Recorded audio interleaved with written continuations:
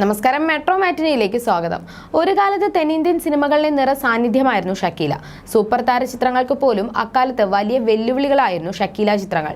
പ്രമുഖ താരങ്ങളുടെ മലയാള സിനിമകൾ തുടരെ പരാജയപ്പെട്ട മലയാള സിനിമാ ലോകം സാമ്പത്തികമായി മോശം അവസ്ഥയിൽ നിൽക്കെയാണ് ഷക്കീലയുടെ സിനിമകൾ തരംഗമാവുന്നത്.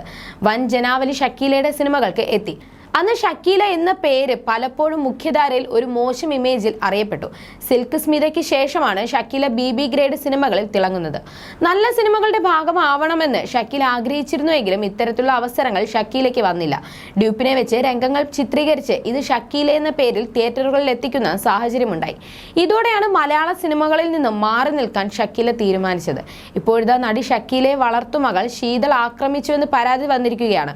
കുടുംബ പ്രശ്നത്തെ തുടർന്നാണ് മർദ്ദിച്ചതെന്നും ഷക്കീലയുടെ അഭിഭാഷക സൗന്ദര്യയ്ക്ക് പരിക്കേറ്റതായും റിപ്പോർട്ടുകളുണ്ട്.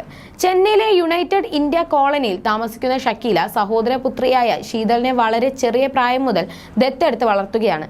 ശനിയാഴ്ച വൈകുന്നേരത്തോടെ വീട്ടിൽ വഴക്കുണ്ടായി. തർക്കത്തിനിടെ ഷക്കീലയെ ആക്രമിച്ച് നിലത്ത് തള്ളിയിട്ട ശേഷം ശീതൾ വീട്ടിൽ നിന്നിറങ്ങി പോവുകയായിരുന്നു. ശീതൾ തന്നെ മർദ്ദിച്ചെന്ന വിവരം ഷക്കീല സുഹൃത്തായ നർമ്മദയോട് പങ്കുവയ്ക്കുകയും തുടർന്ന് അഭിഭാഷകയായ സൗന്ദര്യ അറിയിക്കുകയുമായിരുന്നു. പ്രശ്നം സംസാരിച്ച് തീർക്കുന്നതിനായി സൗന്ദര്യ ശീതളിനെ ഫോണിൽ വിളിച്ചപ്പോഴും അവർ അധിക്ഷേപിച്ച് സംസാരിച്ചു. തുടർന്ന് വീട്ടിലെത്തിയ ശീതളും അമ്മ ശശിയും സഹോദരി ജമീലയും ഷക്കീലയെയും അഭിഭാഷകയെയും ആക്രമിക്കുകയായിരുന്നു.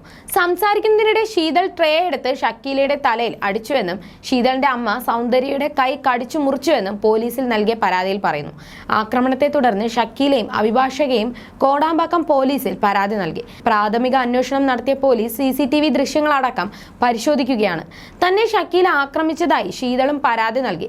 വിശദമായി സംഭവം അന്വേഷിക്കുകയാണെന്നും തുടർ നടപടികൾ കൈക്കൊള്ളുന്നുവെന്നും പോലീസ് അറിയിച്ചു. അതേസമയം 15-ാം വയസ്സ് മുതൽ 21-ാമത്തെ വയസ്സുവരെയുള്ള പ്രണയത്തെക്കുറിച്ചും അടുത്തിടെ താരം തുറന്നു പറഞ്ഞിരുന്നു.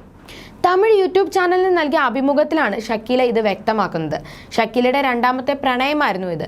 തമിഴ് സൂപ്പർ താരം അജിത്തിന്റെ ഭാര്യയും മുൻ നടിയുമായ ശാലിനിയുടെ സഹോദരൻ റിച്ചാർഡായിരുന്നു ഷക്കീലയുടെ ആ കാമുകൻ. I love you എന്നൊക്കെ പറഞ്ഞ് ഞാൻ പ്രണയിച്ചത് രണ്ടാമത്തെ പ്രണയ ബന്ധത്തിലാണ്.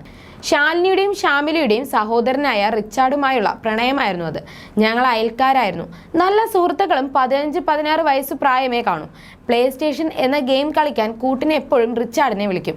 അങ്ങനെയാണ് സുഹൃത്തുക്കളായത്. അത് പിന്നീട് പ്രണയമായി. 21 വയസ്സ് വരെ ആ ബന്ധം ഉണ്ടായിരുന്നു.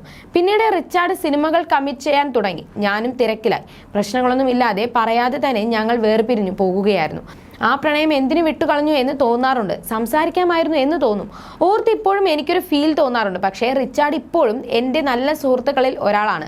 ഞങ്ങൾ വിളിക്കാറും സംസാരിക്കാറും ഒക്കെ ഉണ്ടെന്നും ഷക്കീല പറഞ്ഞിരുന്നു. You're watching me on metromatney.com. metromatney.com. metromatney.com. Subscribe for more videos. Subscribe for more videos. Subscribe here for more videos. Subscribe now. Thank you.